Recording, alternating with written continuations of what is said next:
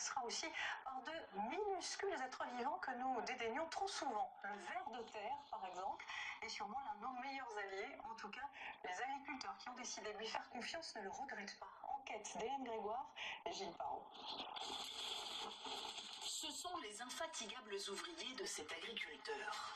Ça c'est bêche. Et là, on en voit un, deux. Le ver de terre inspire surtout le dégoût, alors qu'il devrait forcer l'admiration. Ils travaillent beaucoup à ma place en fait. C'est eux qui font le travail de la terre. Ils la fertilisent, ils l'aèrent, ils l'enrichissent. Le lombric remue, creuse, retourne la terre inlassablement. Et pas qu'un peu. Chacune de ces petites bêtes déplace 60 fois son poids, comme si un humain retournait 4 tonnes par jour. Tellement puissant que cet agriculteur a revendu toutes ses machines.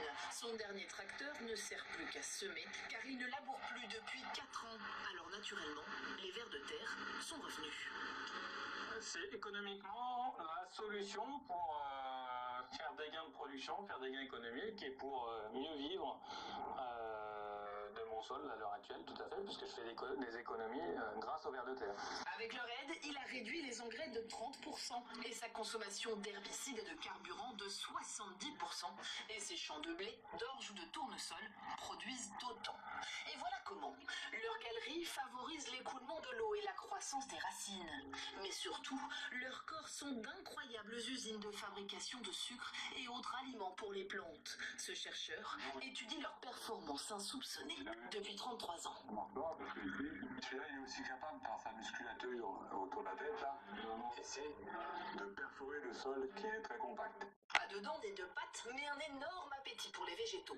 Ça n'a que un tube, où on a un tube digestif à l'intérieur, on a une petite demi-douzaine de cœurs, on a quasiment une demi-douzaine de cerveaux, donc c'est des tout petits cerveaux, et tout ça, ça fait fonctionner une pompe à matière organique, qui va ingérer de l'affaiblement et qui va la déposer ailleurs dans le sol. L'Irlande estime même que les services rendus par les lombrics font faire 1 milliard d'euros d'économie au pays.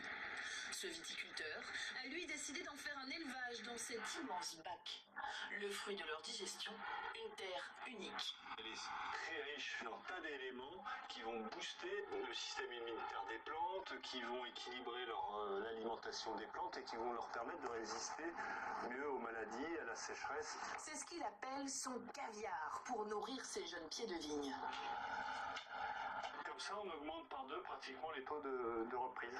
Entre les vignes, il sème du seigle et sous la paille, les lombrics œuvrent discrètement.